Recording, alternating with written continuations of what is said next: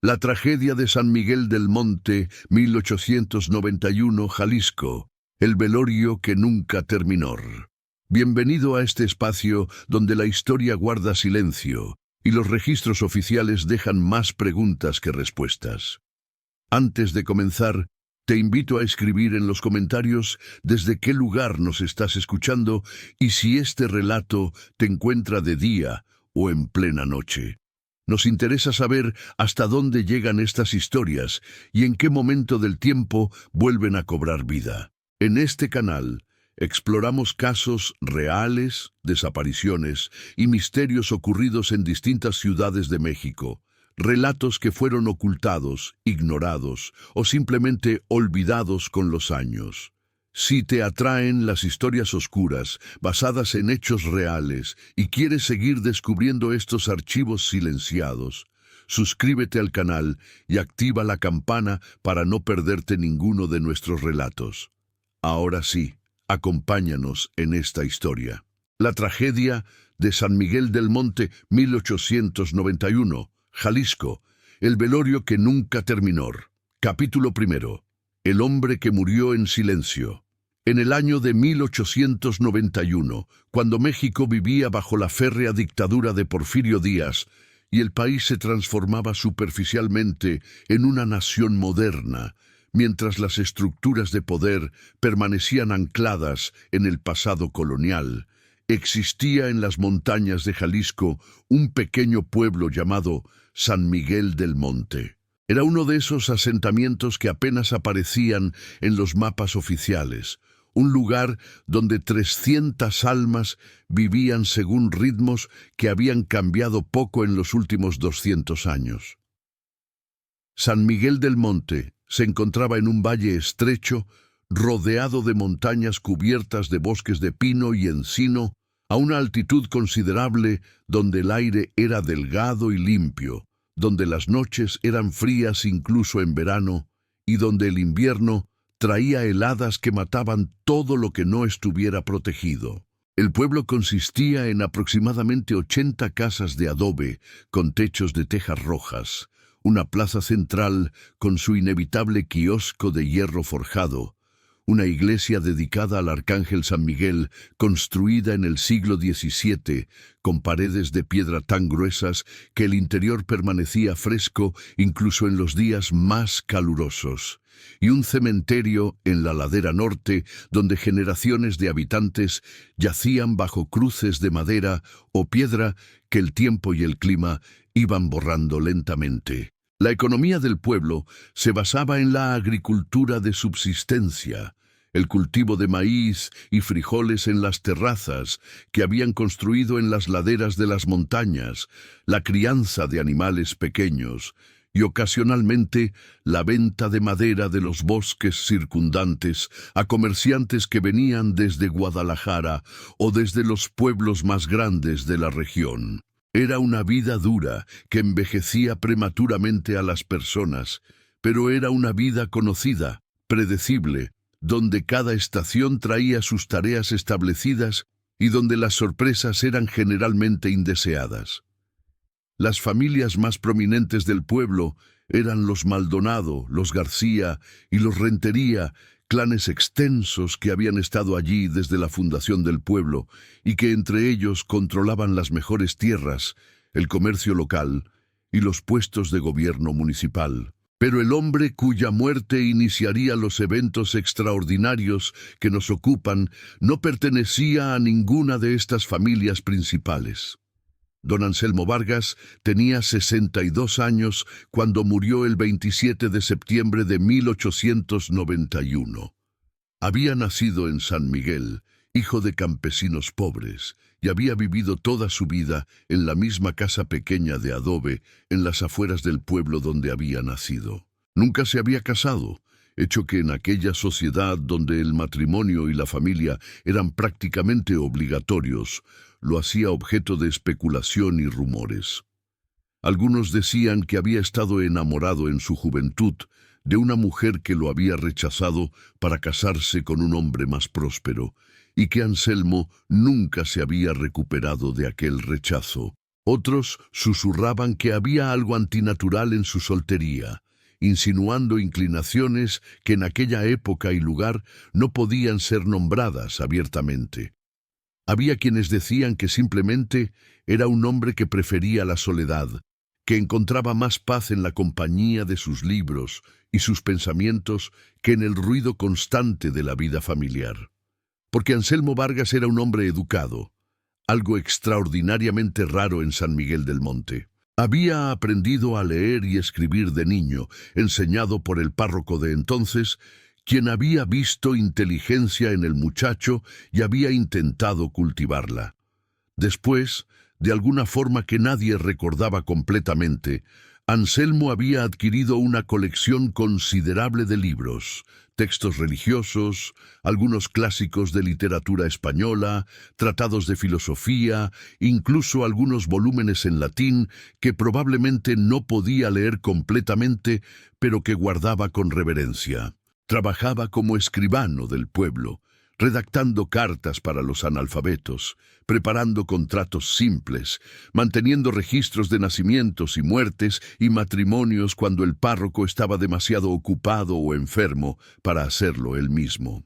No era un trabajo que pagara bien, pero le permitía vivir modestamente y, más importante, le daba acceso a las historias de todas las personas del pueblo, a los secretos que confiaban al papel cuando necesitaban comunicarse con familiares en lugares distantes o cuando necesitaban documentar transacciones que preferían mantener privadas. Era un hombre alto y delgado que con los años se había vuelto casi esquelético, con el cabello completamente blanco desde los 40 años y ojos de un azul pálido poco común que la gente encontraba inquietante.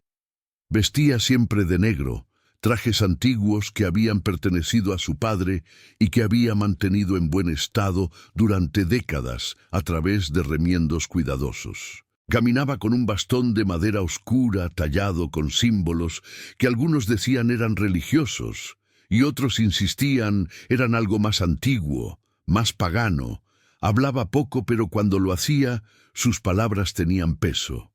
Había en él una cualidad de observación, de estar siempre mirando, siempre evaluando, que hacía que la gente se sintiera ligeramente incómoda en su presencia. Los niños le tenían miedo, no porque fuera cruel con ellos, sino porque había algo en su mirada que sugería que veía más de lo que debería ver, que comprendía cosas que estaban más allá de la comprensión normal. Durante años había vivido su vida tranquila, escribiendo durante el día en su casa que también servía como oficina, paseando por el pueblo al atardecer, asistiendo a misa todos los domingos, donde se sentaba siempre en el mismo banco al fondo de la iglesia, regresando a su casa antes del anochecer para leer a la luz de velas hasta altas horas de la noche. Pero en las semanas antes de su muerte, algo había cambiado en don Anselmo. Varios habitantes del pueblo notaron que parecía estar esperando algo. Había puesto sus asuntos en orden con una meticulosidad que sugería que sabía que su tiempo era limitado. Había donado la mayoría de sus libros a la iglesia para que fueran guardados en el archivo parroquial. Había quemado documentos personales en su chimenea, alimentando el fuego durante días hasta que sus vecinos comentaban sobre el humo constante que salía de su casa. Había visitado al párroco, el padre Sebastián Aguirre, para una confesión que duró más de 3 horas, después de la cual el padre había salido pálido y visiblemente perturbado. «¿Qué le dijo don Anselmo?», le preguntó el sacristán, cuando vio la expresión del sacerdote. El padre Aguirre sacudió la cabeza. «No puedo decir, el sello del confesionario, pero rezaré por su alma, rezaré mucho». La mañana del 27 de septiembre, doña Esperanza Maldonado, una vecina que ocasionalmente llevaba comida a don Anselmo, encontró su puerta sin trancar. Llamó, pero no recibió respuesta.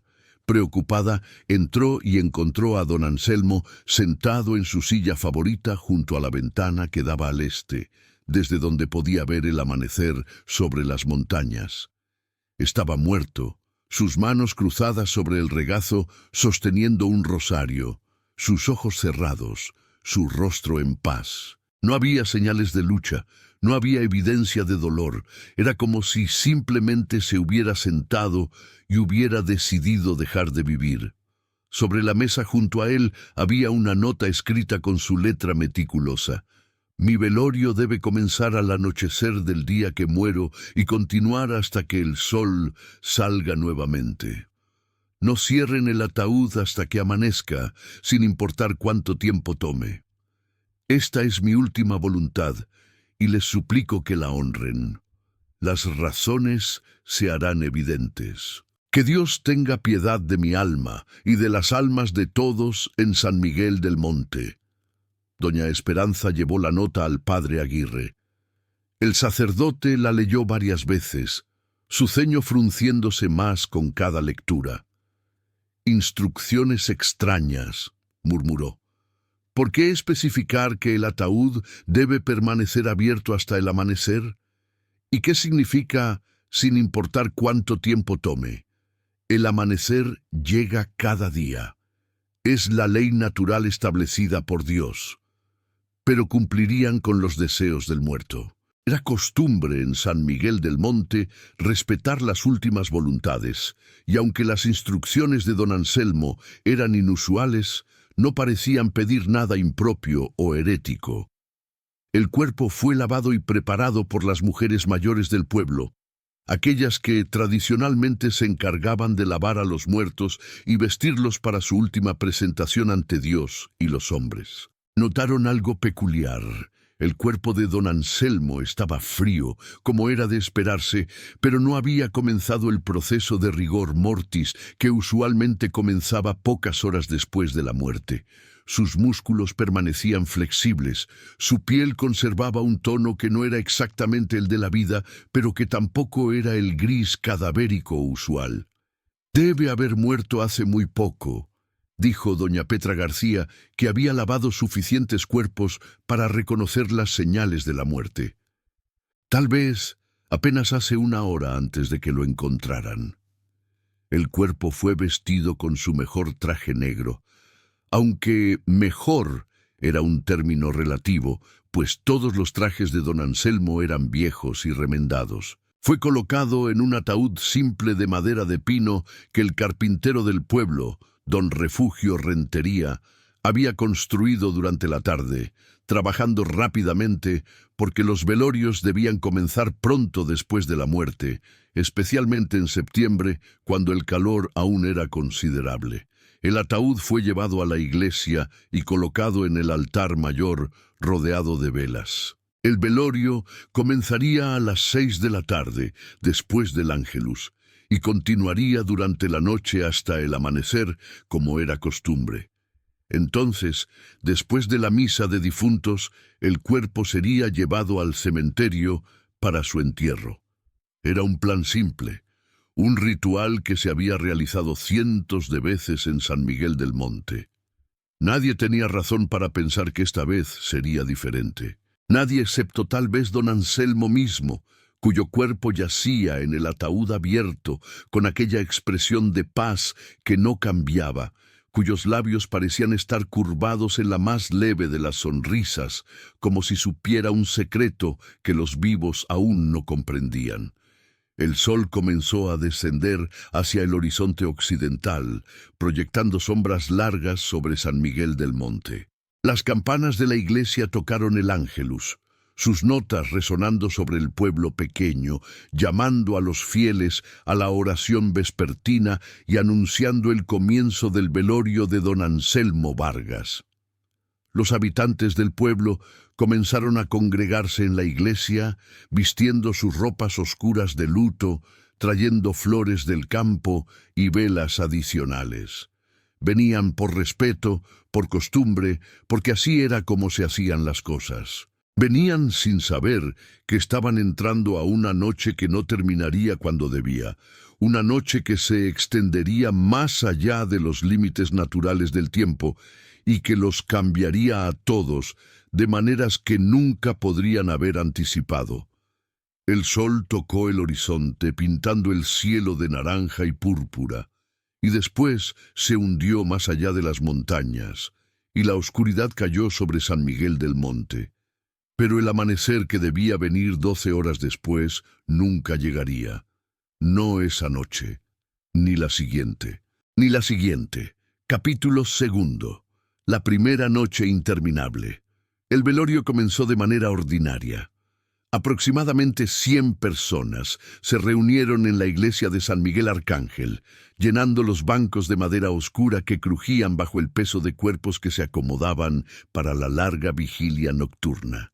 Las velas ardían en candelabros alrededor del ataúd abierto donde don Anselmo yacía con las manos cruzadas sobre el pecho, su rosario entrelazado entre sus dedos pálidos. El padre Sebastián Aguirre condujo las oraciones iniciales, su voz resonando en el espacio alto de la iglesia, con sus paredes de piedra y su techo de vigas de madera oscura. El olor familiar del incienso llenaba el aire, mezclándose con el aroma de las flores que habían sido colocadas alrededor del ataúd. Cempasúchil naranja brillante, gladiolos blancos, rosas silvestres del campo circundante. Era septiembre, y aunque el día había sido caluroso, la noche traía el frío característico de la altitud de San Miguel. La temperatura dentro de la iglesia descendía constantemente y los asistentes se envolvían en sus rebozos y zarapes, acercándose más unos a otros para compartir calor. Las mujeres rezaban el rosario en voz baja, sus voces creando un murmullo constante de Avemarías y Padre Nuestros. Los hombres permanecían en pie cerca de las paredes o en la parte trasera de la iglesia, hablando ocasionalmente en susurros sobre asuntos cotidianos. El precio del maíz, la lluvia que se necesitaba, el estado de los caminos. Era normal que los velorios fueran también ocasiones sociales, momentos donde la comunidad se reunía y aunque la muerte era la razón, la vida continuaba a su alrededor. Los niños, incapaces de permanecer quietos durante horas, eventualmente eran llevados afuera por sus madres o abuelas, donde podían correr en la plaza bajo la vigilancia de las mujeres mayores que se sentaban en los escalones de la iglesia, fumando cigarrillos enrollados a mano y contando historias de otros velorios, otras muertes, el ciclo interminable de nacimiento y muerte que definía la existencia en aquel pueblo pequeño. A medianoche, como era costumbre, se sirvió café y pan dulce. Las mujeres habían traído grandes ollas de café hirviendo y canastas de pan horneado esa tarde. Los asistentes formaron filas para recibir su porción, comiendo y bebiendo de pie o sentados en los bancos, conversando más animadamente ahora que la noche había avanzado. Don Anselmo, en su ataúd, permanecía inmóvil, por supuesto, como debía estar un muerto. Su rostro no había cambiado desde que lo colocaron allí. Aún tenía aquella expresión serena, aquella leve sonrisa que podría haber sido solo la forma en que sus rasgos se habían asentado después de la muerte. Pero algunos de los asistentes comenzaron a comentar algo extraño. El cuerpo no mostraba señales de cambio. Usualmente, incluso en las primeras horas después de la muerte, comenzaban a aparecer señales. Un ligero cambio en el color de la piel, el comienzo de la rigidez cadavérica, un hundimiento de las mejillas a medida que los músculos perdían tono. Pero don Anselmo parecía exactamente como había parecido cuando lo colocaron en el ataúd horas atrás.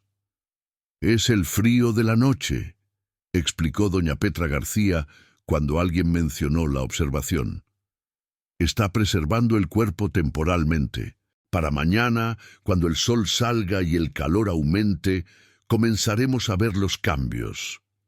Era una explicación razonable, y la mayoría la aceptó. Pero había algo más que algunos notaban, pero que no mencionaban en voz alta. No había olor. Los cuerpos, incluso recién muertos, tenían un olor característico. sutil tal vez, pero presente, el olor de la carne que ya no estaba viva, del comienzo del proceso de descomposición que era inevitable e imparable. Pero el único olor alrededor del ataúd de don Anselmo era el de las flores y el incienso. La noche avanzaba. 1 de la mañana. 2 de la mañana. Los asistentes comenzaban a cansarse. Algunos de los hombres mayores dormitaban en los bancos, sus cabezas cayendo sobre sus pechos. Las mujeres continuaban rezando, aunque sus voces se volvían más automáticas, las palabras saliendo sin pensamiento consciente después de décadas de repetición. A las 3 de la mañana, el padre Aguirre condujo otro rosario. Su voz sonaba cansada y ocasionalmente tosía, aclarando su garganta que se había vuelto ronca por horas de oración y canto. A las 4 de la mañana, la hora más oscura de la noche, comenzó a suceder algo que al principio nadie notó porque era demasiado sutil, demasiado gradual para ser detectado inmediatamente. El tiempo comenzó a, no exactamente detenerse, pero sí a ralentizarse, a estirarse de maneras que no eran naturales. Don Esteban Maldonado, uno de los hombres principales del pueblo, tenía un reloj de bolsillo que había heredado de su padre. Era un reloj confiable, mantenido en buen estado, y don Esteban lo consultaba regularmente durante el velorio. A las 4:05 miró su reloj. Esperó. Lo que sintió era aproximadamente un cuarto de hora, sintiéndose cada vez más somnoliento, sus ojos pesados. Miró su reloj nuevamente. Eran las 4:07. Frunció el ceño. Tal vez no había esperado tanto como pensaba. La fatiga podía distorsionar la percepción del tiempo. Decidió prestar más atención. Observó el segundero de su reloj moviéndose en su círculo constante. Contó 60 segundos. Después 60 más. Después 60 más. 3 minutos completos. Miró la hora mostrada en el reloj. 4:08. Imposible. Había contado 180 segundos. Deberían haber pasado 3 minutos. Pero según su reloj, solo había pasado 1. Sacudió el reloj, preguntándose si el mecanismo se había dañado de alguna forma, pero el segundero continuaba moviéndose suavemente, cada tic aparentemente regular. No se había detenido. Simplemente parecía estar tomando más tiempo real para completar cada segundo medido. Don Esteban decidió no mencionar esto a nadie todavía. Tal vez estaba demasiado cansado y no estaba pensando claramente. Esperaría hasta el amanecer, que debía estar cerca ahora, menos de 2 horas. Excepto que el amanecer no estaba cerca. A las 5 de la mañana, normalmente el cielo comenzaría a aclarar en el este. Los primeros tonos de gris reemplazarían el negro absoluto de la noche profunda. Los gallos comenzarían a cantar, anticipando la salida del sol. Los pájaros comenzarían sus cantos matinales. Pero a las 5 de la mañana, el cielo visible a través de las ventanas altas de la iglesia permanecía completamente negro. No había aclaración alguna en el horizonte. No se oían gallos. No había cantos de pájaros. El padre Aguirre fue el primero en comentarlo en voz alta. Se acercó a una de las ventanas laterales y miró hacia el este, donde el primer resplandor del amanecer debería estar apareciendo. Oscuridad completa, como si fueran las 2 de la mañana, no las 5. ¡Qué extraño!, murmuró. El cielo debería estar aclarando. Otros se acercaron a las ventanas, mirando afuera con preocupación creciente. La plaza del pueblo estaba iluminada apenas por las pocas lámparas de aceite que se mantenían encendidas durante la noche. Más allá de su luz débil, la oscuridad era absoluta. «Tal vez hay nubes muy densas», sugirió alguien, bloqueando completamente la luz. Pero cuando miraron hacia arriba a través de las ventanas, podían ver estrellas brillando claramente en el cielo. No había nubes, y sin embargo, no había señal alguna de que el amanecer se acercara. Mis gallos no han cantado, dijo don Refugio Rentería, el carpintero que había hecho el ataúd de don Anselmo. Y tengo 3 gallos, todos buenos para anunciar el amanecer. Siempre cantan entre 4:30 y 5 de la mañana, cada día sin falta, pero esta mañana nada. Un murmullo de preocupación comenzó a extenderse entre los asistentes. La gente comenzó a compartir observaciones. Sus propios gallos tampoco habían cantado. Los perros, que usualmente comenzaban a moverse y ladrar al amanecer, permanecían silenciosos. El aire mismo tenía una cualidad extraña, una quietud que no era normal, incluso para las horas más tranquilas antes del amanecer. Don Esteban Maldonado sacó su reloj nuevamente. Eran las 5:18. Había estado parado junto a la ventana durante lo que había sentido como media hora, pero según su reloj habían pasado apenas 15 minutos. Y esos 15 minutos habían sido... Se concentró, intentando cuantificar lo que sentía. Cada minuto parecía estar durando más tiempo del que debería, como si 60 segundos de tiempo del reloj requirieran más de 60 segundos de tiempo real para transcurrir. «Padre», dijo, acercándose al padre Aguirre, «algo está mal con el tiempo». El sacerdote lo miró con confusión. «¿Con el tiempo?» «Mi reloj está funcionando, pero el tiempo está pasando más lento de lo que debería, y el amanecer no llega». Don Esteban bajó la voz. «Y está la nota de don Anselmo. Dijo que el velorio debía continuar hasta que el sol saliera, sin importar cuánto tiempo tomara. Como si supiera que el amanecer podría no llegar cuando debiera». El padre Aguirre sintió un escalofrío recorrer su espalda. Recordó la confesión de don Anselmo, las cosas que el hombre había dicho, las advertencias que había dado. En ese momento el padre las había tomado como los delirios de un hombre viejo enfrentando su mortalidad. Pero ahora debemos mantener la calma, dijo el padre firmemente, aunque él mismo no se sentía calmado. No causar pánico. Tal vez es solo un fenómeno atmosférico inusual. Esperaremos un poco más. Pero mientras esperaban, mientras la hora según los relojes avanzaba hacia las 6 de la mañana y después las 7, el cielo permanecía obstinadamente negro. Y en el ataúd, el cuerpo de don Anselmo Vargas continuaba sin cambiar, sin mostrar señal alguna de descomposición, su rostro tranquilo, aquella leve sonrisa aún en sus labios. La iglesia, que había estado fría durante la noche, parecía volverse aún más fría. Las velas ardían con llamas que parecían más pequeñas, más débiles, como si incluso el fuego estuviera siendo afectado por lo que fuera que estaba sucediendo. Y afuera, en las calles de San Miguel del Monte, donde algunos habitantes que no habían asistido al velorio comenzaban sus rutinas matinales, la confusión se extendía. ¿Por qué no había amanecido? ¿Dónde estaba el sol? En el cielo negro sobre el pueblo, las estrellas brillaban con una claridad inusual, como si se hubieran vuelto más cercanas, más intensas. Y la luna, que debería haber estado bajando hacia el horizonte occidental para ocultarse con la llegada del amanecer, permanecía alta, inmóvil, como si ella también hubiera sido atrapada en aquel momento congelado donde la noche se negaba a convertirse en día. Capítulo 3. El día que no llegó.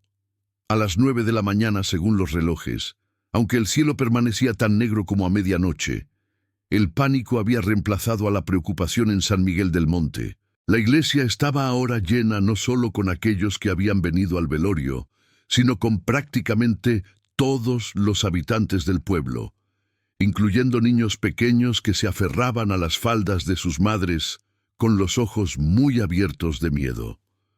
El padre Aguirre intentaba mantener orden, conduciendo oraciones continuas, pero su propia voz temblaba.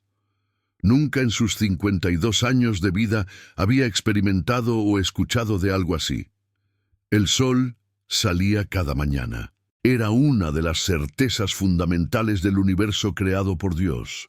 El Génesis mismo hablaba de cómo Dios había separado la luz de la oscuridad, creando el día y la noche. Que el amanecer no llegara era imposible. Era un desafío a las leyes naturales establecidas por el Creador. Y sin embargo, estaba sucediendo. Algunos hombres habían salido del pueblo, caminando hacia el este por el camino que llevaba hacia Guadalajara, buscando algún signo de luz en el horizonte. Regresaron después de una hora caminando en la oscuridad absoluta, reportando que hasta donde habían llegado, el cielo permanecía completamente negro. No había claridad en ninguna dirección. «¡Es el fin del mundo!», gritó una mujer, su voz quebrándose en histeria. Es el apocalipsis. El sol se ha apagado como está escrito en las profecías. Otros se unieron a su alarma, cayendo de rodillas, golpeándose los pechos, confesando pecados en voz alta, implorando perdón divino. La iglesia se llenó de llantos y oraciones desesperadas.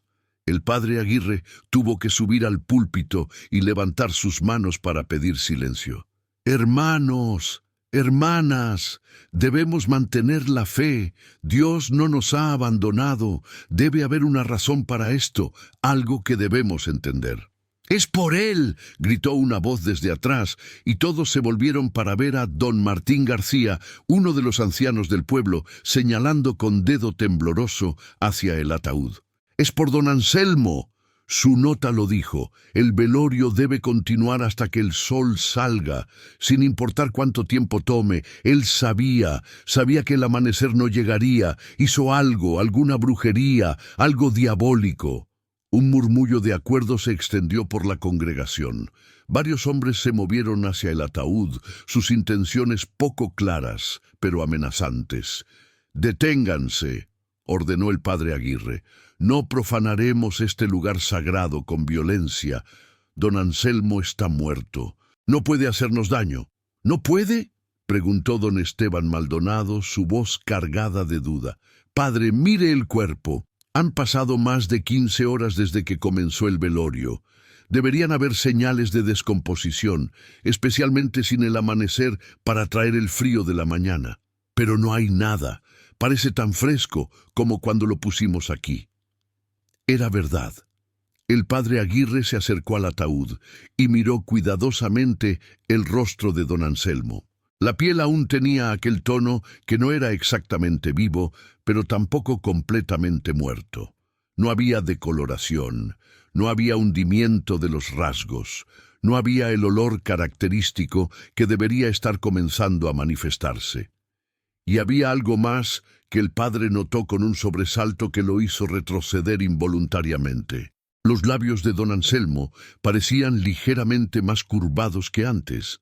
Aquella sonrisa sutil, ahora ligeramente más pronunciada, como si el cadáver estuviera encontrando diversión en la situación.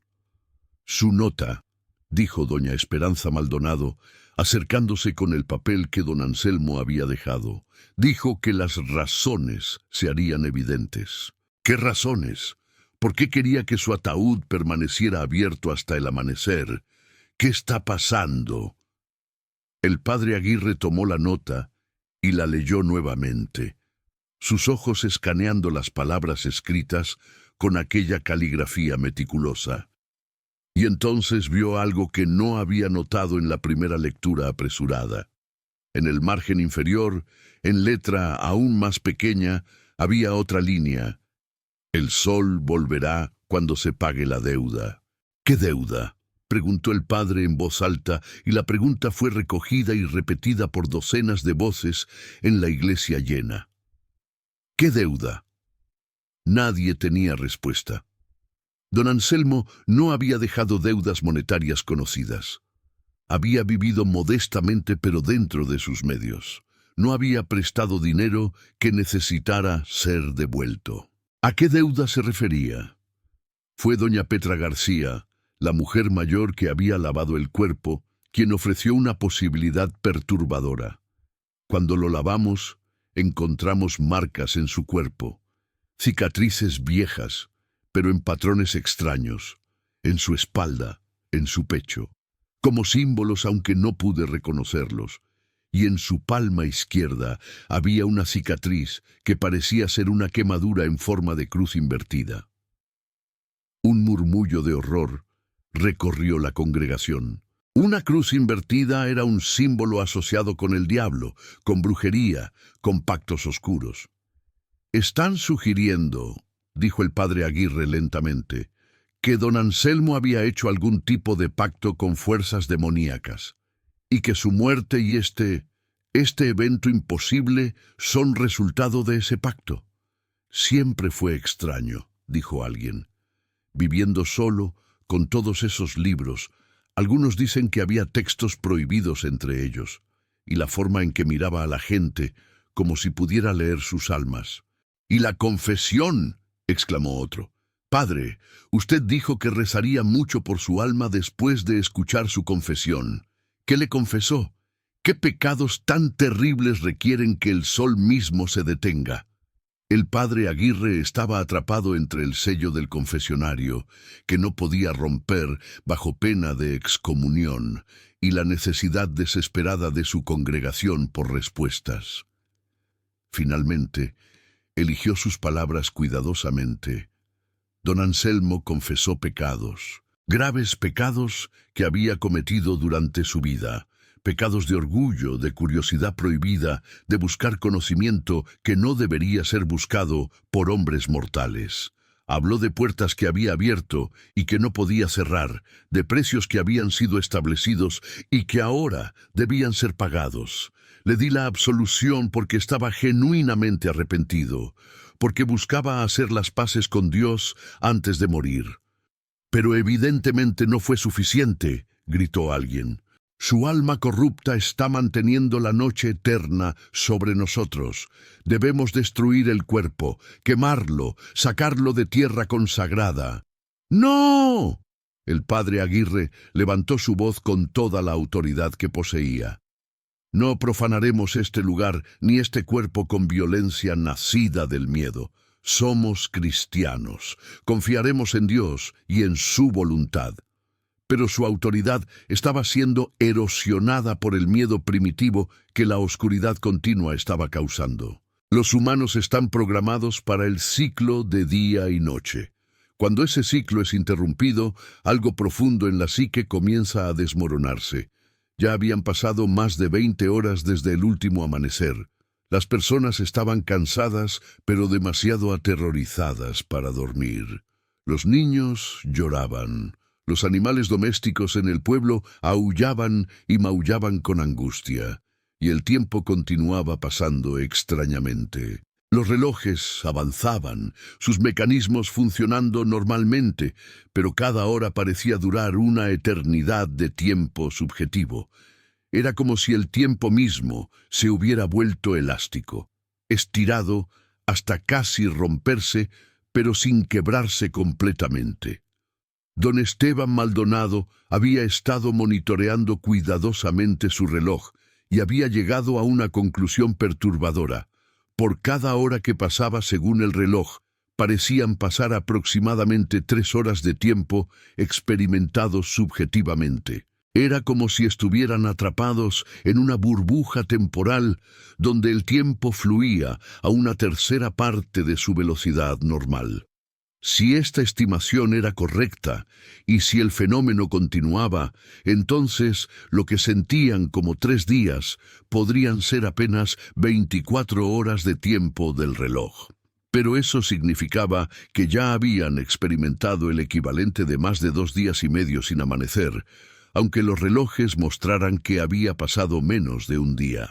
Intentó explicar esto al padre Aguirre, pero el concepto era demasiado abstracto, demasiado imposible para ser comprendido por alguien sin formación en física o filosofía del tiempo. El padre simplemente sacudió la cabeza, abrumado. «Lo único que sé con certeza», dijo el padre, «es que don Anselmo dijo que el sol volvería cuando se pagara la deuda. Debemos descubrir qué deuda. Debemos buscar entre sus posesiones, sus papeles. Tal vez dejó algo más, alguna explicación, alguna forma de revertir esto». Un grupo de hombres fue enviado a la casa de don Anselmo para buscar exhaustivamente. Regresaron horas después con varios cuadernos y papeles que habían encontrado escondidos en un compartimiento secreto bajo el piso de su dormitorio. Los documentos estaban escritos en español mezclado con latín y con algunos símbolos que nadie reconocía. El padre Aguirre intentó leerlos, luchando con el latín y las referencias oscuras. Gradualmente, una historia comenzó a emerger, una historia que heló la sangre de todos los que la escucharon. Capítulo 4. El precio de la inmortalidad. Los documentos que encontraron en la casa de don Anselmo revelaban una historia que abarcaba décadas, una historia de obsesión y ambición que había consumido lentamente su vida. Cuando era joven, don Anselmo había sido atormentado por el miedo a la muerte. Había visto morir a su madre de fiebre tifoidea cuando él tenía 12 años, una muerte lenta y dolorosa que duró semanas. Después, había visto morir a su padre en un accidente, aplastado bajo un árbol que cayó mal durante la tala. Hermanos y hermanas habían muerto en la infancia de enfermedades que ahora tenían nombres, pero entonces eran simplemente la voluntad de Dios. La muerte rodeaba a todos en aquel tiempo y lugar, pero Anselmo había desarrollado un horror particular hacia ella, una negación absoluta de su inevitabilidad, y había comenzado a buscar formas de vencerla. Sus estudios iniciales habían sido con textos religiosos ortodoxos. Había leído sobre santos que habían vivido vidas extraordinariamente largas, sobre la promesa de vida eterna en el cielo. Pero eso no era suficiente. Quería vida aquí, en este mundo, en su propio cuerpo. Gradualmente, sus lecturas lo llevaron hacia territorios más oscuros, textos de alquimia medieval que hablaban de elixires de vida, tratados de ocultismo que mencionaban pactos que podían extender la existencia terrenal. Y finalmente, un libro particular que había adquirido de un comerciante ambulante que pasó por San Miguel hace 40 años. Un texto en latín corrupto que pretendía contener conocimiento de los antiguos mexicanos, de sus prácticas para negociar con los dioses de la muerte. El libro hablaba de Mictlantecutli, el señor de los muertos en la mitología azteca, y de cómo se podían hacer tratos con esta deidad. Pero el precio de tales tratos era siempre alto. La muerte podía ser pospuesta, pero no indefinidamente, y cuando finalmente llegara, traería consigo consecuencias. Según los cuadernos de Anselmo, había realizado un ritual 30 años atrás, en 1861. El ritual requería sangre propia, palabras de poder en náhuatl antiguo y un juramento que ataba su alma a fuerzas que existían más allá del dominio del Dios cristiano. El trato era este: Anselmo viviría otros 30 años, libre de enfermedad, conservando su vigor. Pero al final de esos 30 años, cuando la muerte llegara, la deuda debería ser pagada. Y la forma de pago sería tiempo. Las palabras exactas del ritual, transcritas en el cuaderno, decían: el sol se detendrá en su curso hasta que 30 años de luz sean devueltos a la oscuridad. Día y noche dejarán de alternarse hasta que el balance sea restaurado. El padre Aguirre levantó la vista de los cuadernos, su rostro pálido a la luz temblorosa de las velas. La congregación que se había reunido a su alrededor esperaba en silencio tenso. «Si entiendo correctamente», dijo el padre lentamente, «don Anselmo hizo un pacto por 30 años adicionales de vida, y ahora que ha muerto, el pago requerido es 30 años de tiempo devueltos a la oscuridad, 30 años durante los cuales el sol no saldrá». Un momento de silencio absoluto siguió a esta declaración. Y después, inevitablemente, el pánico. «30 años de oscuridad», gritó alguien. «Todos moriremos. No hay cultivos que puedan crecer sin sol. Los animales morirán. Nos congelaremos. Debemos quemar su cuerpo ahora, gritó otro. Romper el pacto. Forzar que el sol regrese. Pero don Esteban Maldonado, que había estado estudiando los cuadernos junto con el padre, levantó su mano pidiendo silencio. «Esperen, hay más, lean esta parte». Señaló un pasaje que había sido subrayado múltiples veces en el cuaderno, como si don Anselmo lo hubiera revisado constantemente. «El tiempo será tomado, pero no será sentido igualmente por todos». Aquellos en presencia del recipiente experimentarán el tiempo de manera diferente. Lo que serán 30 años de oscuridad objetiva pasarán como 3 días de experiencia subjetiva para aquellos que vigilen el cuerpo. Pero solo si el cuerpo es vigilado continuamente, si el ataúd permanece abierto, si las velas continúan ardiendo, si la vigilia se rompe, si el pacto es interrumpido, entonces todos experimentarán los 30 años completos en tiempo real. Un murmullo recorrió la congregación mientras procesaban esta información.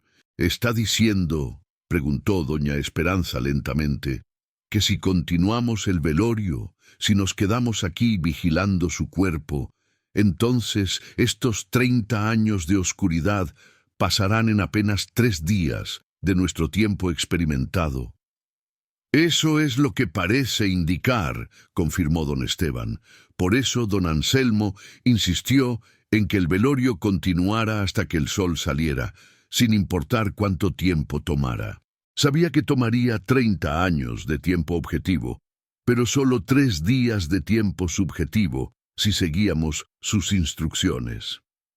«Pero 3 días de oscuridad continua siguen siendo imposibles de soportar», dijo el padre Aguirre, sin mencionar los efectos en el mundo exterior.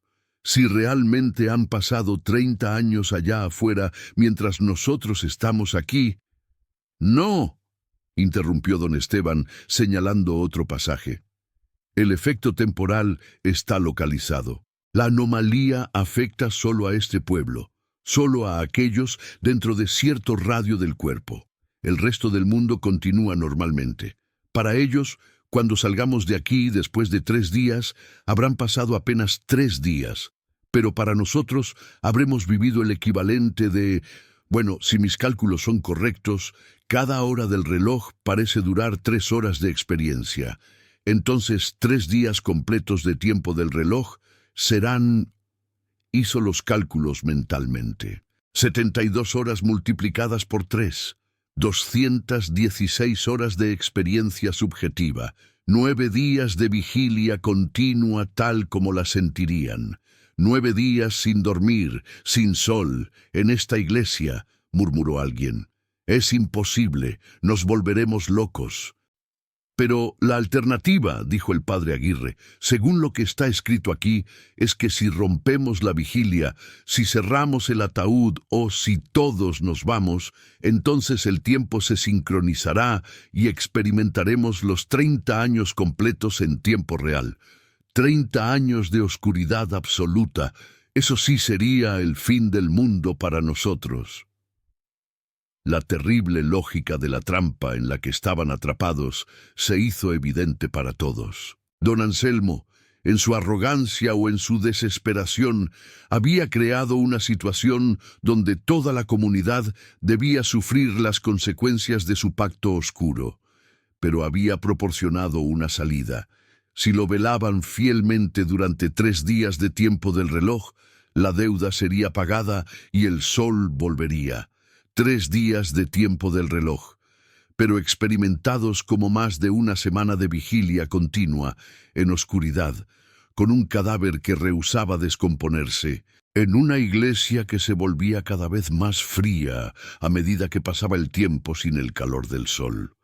«Entonces no tenemos opción», dijo don Esteban finalmente. «Debemos continuar el velorio, debemos permanecer aquí, juntos, vigilando el cuerpo hasta que se cumpla el tiempo». No todos estuvieron de acuerdo. Algunos querían huir del pueblo. escapar del radio de influencia de lo que fuera que don Anselmo había desatado.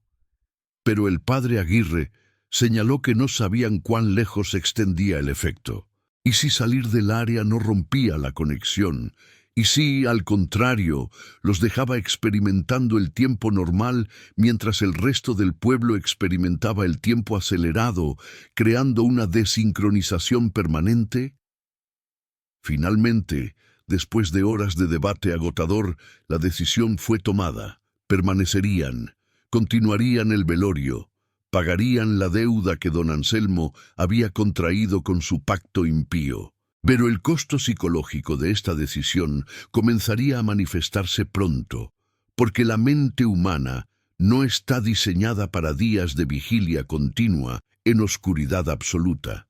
Y en el ataúd, el cuerpo de don Anselmo Vargas continuaba sin cambiar, aquella sonrisa ahora claramente visible, como si se complaciera en la miseria que había causado con su egoísmo, con su negación de aceptar el destino que todos los mortales deben enfrentar. Capítulo 5. La vigilia de la locura. El tiempo dejó de tener significado en cualquier sentido normal para los habitantes de San Miguel del Monte, atrapados en aquella vigilia imposible. Los relojes continuaban su marcha mecánica, marcando horas y minutos que no correspondían a la experiencia vivida de quienes los consultaban. Las velas ardían y eran reemplazadas por nuevas velas. La comida era traída de las casas y consumida sin apetito real. Las personas dormitaban brevemente en los bancos y después despertaban abruptamente, desorientadas, sin saber cuánto tiempo habían estado inconscientes. El padre Aguirre intentaba mantener alguna estructura, conduciendo oraciones en intervalos regulares, pero incluso él comenzaba a mostrar señales de la tensión. Su voz se volvía ronca, sus manos temblaban al sostener el misal. Sus ojos estaban rojos e irritados de la falta de sueño y del humo constante de las velas e incienso. Los niños sufrían especialmente.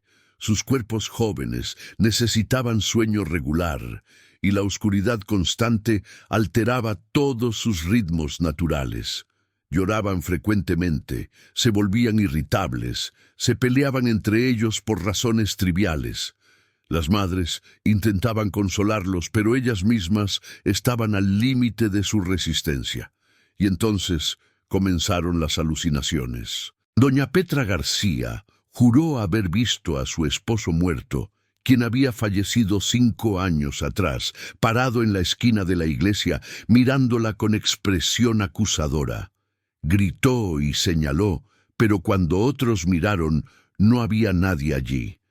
Ella insistió que lo había visto claramente, tan real como cualquier persona viva. Don Refugio Rentería reportó escuchar voces susurrando desde las paredes de la iglesia, voces que hablaban en una lengua que no reconocía, pero que de alguna forma comprendía, diciéndole cosas terribles sobre pecados que había olvidado, secretos que había guardado, mentiras que había dicho. Los niños comenzaron a ver sombras que se movían en las esquinas de la iglesia, figuras que se deslizaban por las paredes, formas que no eran completamente humanas ni completamente animales. Algunos de estos avistamientos podían ser descartados como productos de mentes jóvenes sobrecargadas por el miedo y la privación de sueño. Pero cuando varios niños que no habían hablado entre ellos describían exactamente las mismas figuras en las mismas ubicaciones, era más difícil descartar sus testimonios. Don Esteban Maldonado, que había estado monitoreando meticulosamente su reloj y calculando el paso del tiempo, comenzó a dudar de su propia cordura. Los números que estaba registrando ya no tenían sentido. Según sus cálculos, habían experimentado el equivalente de casi 150 horas de tiempo subjetivo, más de 6 días de vigilia continua. Pero sus relojes mostraban que habían pasado apenas 40 horas de tiempo objetivo. La fatiga extrema estaba produciendo efectos físicos. Algunas personas desarrollaron temblores que no podían controlar. Otras experimentaron náuseas constantes. Había quienes se quejaban de dolores de cabeza insoportables, como si sus cráneos estuvieran siendo comprimidos lentamente. Y el cuerpo de don Anselmo en su ataúd seguía sin cambiar. Si algo, parecía estar haciéndose más vital en lugar de menos. Su piel había adquirido un tono ligeramente rosado, casi como si la sangre aún circulara bajo ella. Sus labios, antes pálidos, ahora tenían un tinte rojizo. Y aquellos ojos cerrados. Varios observadores juraban haber visto movimiento bajo los párpados, como si el cadáver estuviera soñando. «No puede estar muerto», susurró una voz en la congregación agotada. «Algo lo mantiene animado, algo diabólico». El padre Aguirre se acercó al ataúd y extendió su mano temblorosa hacia el rostro de don Anselmo. Tocó la mejilla. La piel estaba fría, como debía estar en un cadáver. Pero había una textura a ella, una elasticidad que no era normal en la carne muerta. Retiró su mano rápidamente, sintiendo algo como repulsión. Había en aquel cuerpo algo que no era natural, algo que violaba el orden establecido de la muerte y la vida. Era como si don Anselmo estuviera atrapado en algún estado intermedio, ni completamente muerto ni capaz de vivir, sostenido en ese limbo por las fuerzas oscuras que había invocado. A medida que el tiempo continuaba su avance distorsionado, la iglesia misma comenzó a mostrar cambios. La temperatura, que había sido fría, descendió hasta que el aliento de las personas era visible en el aire. Escarcha comenzó a formarse en las paredes de piedra, en las ventanas, incluso en los bancos de madera. Era como si el calor mismo estuviera siendo drenado del espacio, absorbido por algo que lo necesitaba para algún propósito incomprensible. Las velas ardían de manera extraña. Sus llamas se volvían azules ocasionalmente, produciendo una luz que hacía que todo pareciera espectral, irreal, y ardían más lento de lo que deberían, como si el tiempo distorsionado estuviera afectando incluso el proceso de combustión. Una vela que normalmente duraría 2 horas, duraba ahora 6 o más, ardiendo con una lentitud antinatural. Y entonces, durante lo que podría haber sido el 4.º día de experiencia subjetiva, aunque los relojes mostraran que había pasado apenas 1 día y medio de tiempo objetivo, sucedió algo que quebró la frágil cordura de varios miembros de la congregación. El cuerpo en el ataúd movió su mano. Fue un movimiento pequeño, casi imperceptible. Los dedos de su mano derecha, que habían estado inmóviles durante todo el velorio, se contrajeron ligeramente, como si estuvieran intentando agarrar algo. La mujer que estaba de pie junto al ataúd cuando sucedió gritó, un sonido de puro terror que resonó por toda la iglesia. Otros se acercaron corriendo, mirando el cuerpo con ojos desorbitados. Se movió. Lo vi, sus dedos se movieron. El padre Aguirre se acercó rápidamente, su corazón latiendo con fuerza. Observó la mano cuidadosamente. Los dedos estaban ahora en una posición ligeramente diferente de como habían estado, levemente curvados. Pero mientras observaba no hubo más movimiento. Fue un espasmo post-mortem, intentó explicar, aunque su voz carecía de convicción. Los cadáveres a veces tienen contracciones musculares tardías. «¡Han pasado 2 días!», gritó alguien. «No hay espasmos post-mortem después de 2 días. Está vivo, o no vivo, o algo peor». El pánico que había estado contenido bajo una superficie frágil de oración y disciplina comunal, finalmente comenzó a desbordarse. Personas corrían hacia las puertas queriendo escapar. Pero cuando abrían las puertas y veían la oscuridad absoluta afuera, una oscuridad que parecía sólida, tangible, como una pared negra más que una ausencia de luz, retrocedían asustados. Algunos hombres, desesperados, salieron a pesar del miedo. Caminaron a tientas por las calles familiares de su pueblo, que ahora parecían completamente extrañas en aquella oscuridad antinatural. Reportaron que las casas estaban todas vacías, como si las personas que no habían venido al velorio simplemente hubieran desaparecido. No había sonidos, excepto sus propios pasos y respiración. No había viento, no había el susurro de hojas en los árboles, no había ladridos de perros distantes, solo silencio y oscuridad absolutos. Y en el cielo, cuando miraban hacia arriba, las estrellas que habían estado allí constantes durante toda la vigilia habían comenzado a moverse. No el movimiento lento normal de la rotación celestial, sino movimientos rápidos y erráticos, como si el propio cosmos estuviera siendo afectado por la distorsión temporal que don Anselmo había desatado. Dentro de la iglesia, don Esteban Maldonado consultó su reloj por lo que parecía la 1000ª vez. Según el reloj, habían pasado 52 horas desde el inicio del velorio, pero según su estimación de tiempo subjetivo experimentado, habían vivido casi una semana completa de vigilia continua en aquella oscuridad. Si sus cálculos eran correctos, faltaba aún otro día de tiempo del reloj experimentado, como 3 o 4 días más de vigilia, antes de que se cumplieran los 3 días que don Anselmo había especificado. 3 días de tiempo objetivo que equivaldrían a 30 años de tiempo absoluto devueltos a la oscuridad, pero experimentados como aproximadamente 9 días de sufrimiento continuo para aquellos atrapados en la anomalía. «No podemos soportar más», le dijo a su esposa doña Clara, que estaba sentada a su lado con la mirada perdida, su rostro demacrado por la falta de sueño. «La gente está al límite. Algunos ya han perdido la razón. Si esto continúa». No terminó la frase. No necesitaba. Ambos sabían que si la vigilia continuaba mucho más, no habría nadie mentalmente capaz de funcionar cuando finalmente terminara. Serían apenas cascarones humanos, sus mentes rotas por el trauma de aquella experiencia imposible.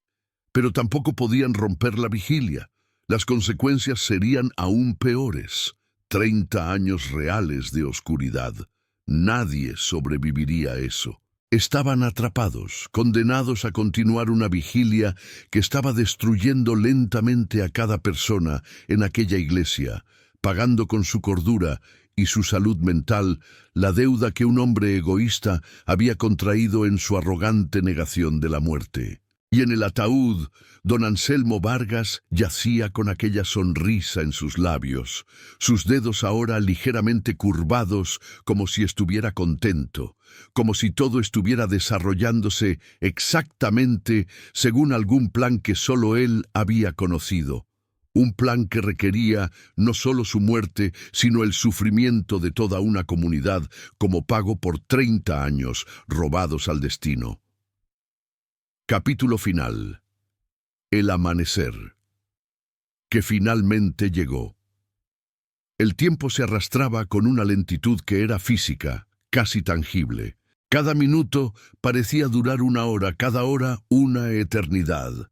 Los habitantes de San Miguel del Monte, atrapados en aquella vigilia interminable, habían dejado de ser completamente humanos. Eran criaturas de instinto básico, aferradas a la supervivencia momento a momento, sus personalidades erosionadas por la privación de sueño y la tensión psicológica constante.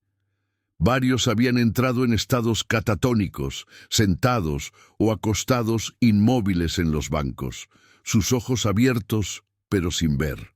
Otros murmuraban constantemente oraciones o tonterías, sus mentes incapaces de distinguir entre lo real y lo imaginado. Los niños lloraban con un sonido constante y desesperado, que eventualmente se volvió tan familiar que ya nadie lo notaba, como el zumbido de insectos en verano. El padre Aguirre había dejado de intentar mantener algún semblante de orden. Él mismo estaba al borde del colapso.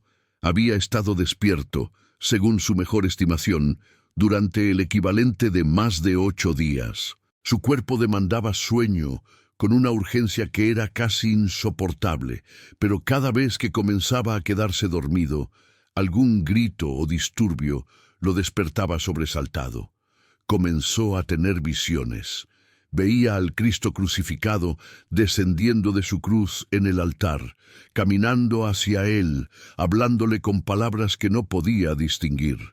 Veía a los santos en los nichos de las paredes moverse, volviendo sus cabezas pintadas para observar a la congregación sufriente. Veía sombras que no correspondían a ninguna fuente de luz visible. Don Esteban Maldonado continuaba su registro obsesivo del tiempo, pero sus notas se habían vuelto cada vez más incoherentes. Garabatos que apenas eran legibles, números que no sumaban, cálculos que se contradecían, pero persistía porque era lo único que le quedaba, la única manera de mantener alguna sensación de control en aquella situación donde todo control se había perdido. Y entonces, después de lo que parecía una eternidad, pero que según los relojes eran 68 horas desde el inicio del velorio, algo comenzó a cambiar. El frío extremo que había dominado la iglesia comenzó a moderarse ligeramente. Las llamas de las velas comenzaron a arder con más normalidad, sus colores volviendo al amarillo naranja usual en lugar del azul fantasmal. Y el cuerpo en el ataúd, que había permanecido prácticamente inmutable durante toda la vigilia, finalmente comenzó a mostrar señales de muerte verdadera. La piel comenzó a perder aquel tono rosado antinatural, volviéndose gris. Los rasgos faciales comenzaron a hundirse ligeramente, y el olor, ausente durante todo el velorio, finalmente comenzó a manifestarse. El olor característico de la muerte, de carne que comenzaba su descomposición inevitable. Doña Esperanza Maldonado, que había estado sentada cerca del ataúd durante horas, en un estado de semiconsciencia, fue la primera en notarlo. Levantó su cabeza, olfateó el aire, y una expresión de comprensión lenta apareció en su rostro exhausto. «Está cambiando», susurró su voz ronca. «El cuerpo está cambiando finalmente». Otros se acercaron observando. Era verdad. Después de casi 3 días de preservación antinatural, don Anselmo Vargas finalmente estaba comenzando a parecerse a lo que era. Un hombre muerto que llevaba días sin vida. Y entonces, tan gradualmente que al principio nadie estuvo seguro de si estaba realmente sucediendo o si era otra alucinación, la oscuridad afuera comenzó a aclarar. No fue súbito, no fue como un amanecer normal. Fue como si el negro absoluto de la noche estuviera siendo diluido gota a gota, volviéndose gris oscuro, después gris medio, después gris claro. El proceso tomó horas, pero era innegable. La luz estaba regresando al mundo. Las personas en la iglesia, aquellas que aún eran capaces de moverse, se acercaron a las ventanas. Observaron con ojos llorosos, casi incapaces de creer, mientras el cielo visible a través del vidrio sucio pasaba gradualmente de negro a gris a un azul pálido enfermizo. Y entonces, finalmente, después de 72 horas completas de tiempo del reloj, después de lo que había sido experimentado como aproximadamente 9 días de vigilia continua, el sol apareció en el horizonte oriental. Era un amanecer extraño, antinatural.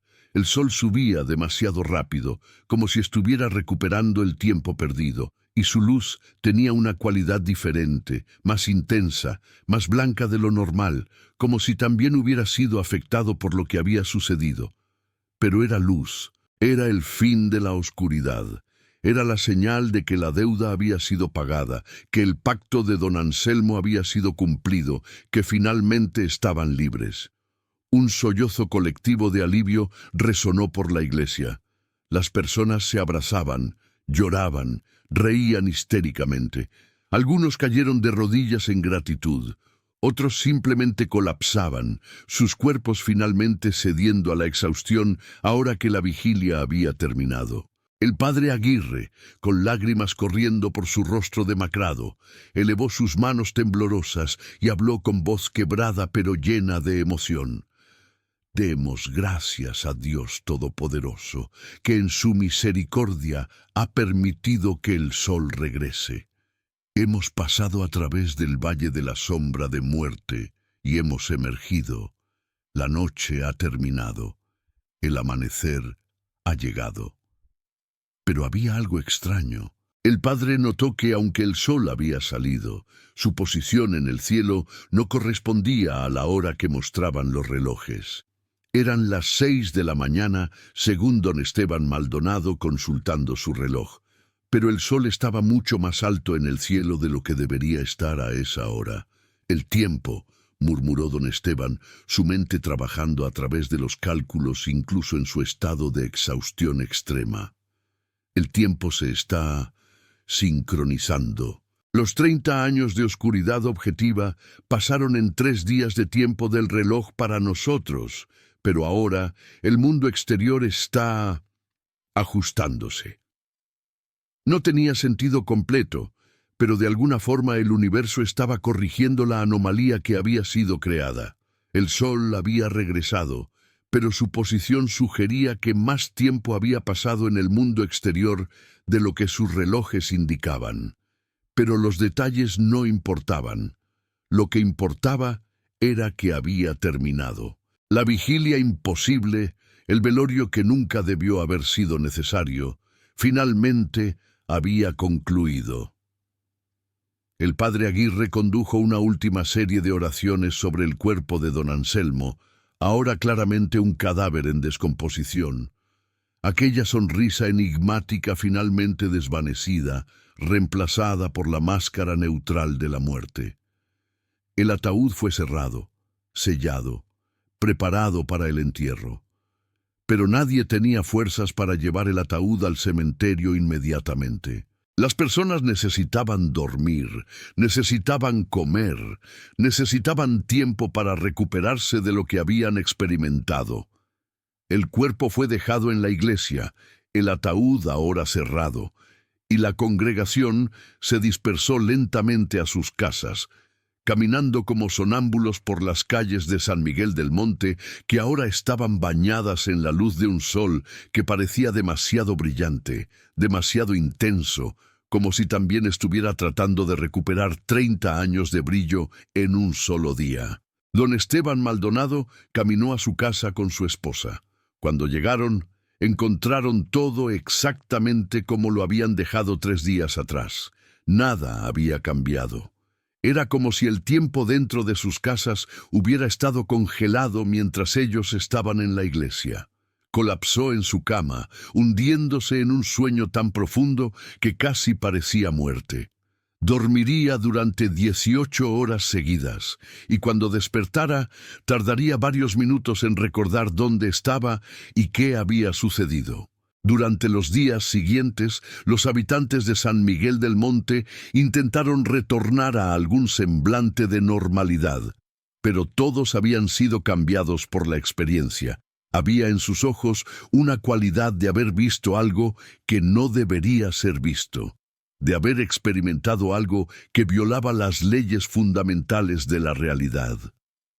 El entierro de don Anselmo fue apresurado y poco ceremonioso. Nadie quería pasar más tiempo del necesario en presencia de sus restos. Fue enterrado en el cementerio en una tumba sin marca, sin lápida. El padre Aguirre realizó las oraciones mínimas requeridas y después todos se fueron rápidamente. En las semanas siguientes, varios habitantes del pueblo reportaron continuar teniendo problemas con el sueño, con pesadillas recurrentes sobre oscuridad interminable. Algunos desarrollaron miedos patológicos a la noche, negándose a apagar las lámparas incluso cuando dormían. Los niños, especialmente, mostraron efectos duraderos, con varios desarrollando terrores nocturnos que persistirían durante años. El padre Aguirre escribió un reporte detallado de los eventos para el obispo en Guadalajara. El reporte fue recibido con escepticismo. El obispo respondió sugiriendo que el padre había sufrido algún tipo de colapso nervioso, que la historia que contaba era claramente imposible, que tal vez debería tomar tiempo sabático para recuperarse. Los documentos de don Anselmo, sus cuadernos y papeles, que revelaban su pacto oscuro, fueron quemados por orden del padre Aguirre. No debían existir, no debían ser estudiados ni preservados. Eran conocimiento que no debía ser conocido, poder que no debía ser buscado. Pero copias habían sido hechas secretamente por don Esteban Maldonado, quien sentía que la historia debía ser preservada de alguna forma, que las generaciones futuras debían saber qué había sucedido en San Miguel del Monte en septiembre de 1891. Estas copias eventualmente encontrarían su camino a archivos históricos, donde permanecerían ignoradas durante décadas, consideradas la fantasía de una mente perturbada más que el registro factual de eventos imposibles. Porque ¿cómo podía ser verdad? ¿Cómo podía el sol detenerse en su curso?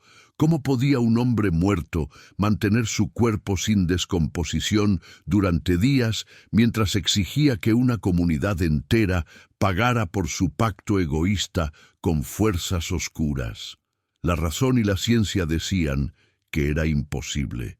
Y sin embargo, había más de 100 testigos, personas que juraban que había sucedido, que habían vivido 3 días que parecieron 9, 3 días de oscuridad absoluta, 3 días de vigilia sobre un cuerpo que no moría apropiadamente, 3 días que pagaron la deuda de 30 años que don Anselmo Vargas había robado a su destino natural. San Miguel del Monte nunca se recuperó completamente. Varios habitantes se mudaron en los meses siguientes, incapaces de continuar viviendo en un lugar asociado con tal trauma. El pueblo gradualmente decayó, y para mediados del siglo XX estaba prácticamente abandonado. La iglesia de San Miguel Arcángel permanece en pie hasta hoy, aunque ahora está en ruinas. Su techo ha colapsado parcialmente, sus paredes están cubiertas de vegetación, pero los locales de la región aún evitan el lugar, especialmente durante las noches. Dicen que a veces, incluso ahora, la oscuridad allí es más densa de lo que debería ser, que el tiempo se comporta extrañamente, que si te quedas demasiado tiempo, puedes sentir la vigilia comenzar nuevamente, como si el evento hubiera dejado una cicatriz en el tejido mismo de la realidad que nunca sanará completamente. Y en el cementerio, la tumba sin marca de don Anselmo Vargas permanece cubierta de maleza. Nadie la visita, nadie deja flores. Es solo una depresión en la tierra donde un hombre fue enterrado después de causar sufrimiento incalculable en su egoísmo, después de negar la muerte durante 30 años y después exigir que toda una comunidad pagara el precio de su arrogancia. El velorio que nunca terminó, finalmente terminó, pero sus efectos persisten. Susurrados en historias que pocos creen, registrados en documentos que la mayoría descarta, vivido en las memorias de aquellos que estuvieron allí y que nunca pudieron olvidar completamente las 3 noches sin amanecer, los 3 días que fueron 9, el tiempo que se detuvo y después se aceleró, la vigilia sobre un cuerpo que se negó a morir completamente hasta que su deuda fue pagada en sufrimiento humano. Es una advertencia sobre los peligros de buscar evitar lo inevitable, sobre los precios que deben ser pagados cuando se hacen pactos con fuerzas más allá de la comprensión humana, sobre cómo el egoísmo de uno puede crear agonía para muchos. Y es un recordatorio de que hay deudas que eventualmente deben ser pagadas, que el tiempo puede ser doblado pero nunca completamente roto, que la muerte puede ser pospuesta, pero nunca verdaderamente evitada, y que cuando finalmente llega el ajuste de cuentas, el precio siempre es más alto de lo que cualquiera anticipó. Si te gustó esta historia y no quieres perderte los secretos que aún guardan los estados de la República, suscríbete al canal y activa la campanita para no perderte ninguno de nuestros relatos. Cada episodio te llevará más profundo en los misterios olvidados de México, donde el tiempo no siempre fluye como debería, donde las deudas con la oscuridad deben ser pagadas y donde las noches a veces duran mucho más de lo que la naturaleza pretendió.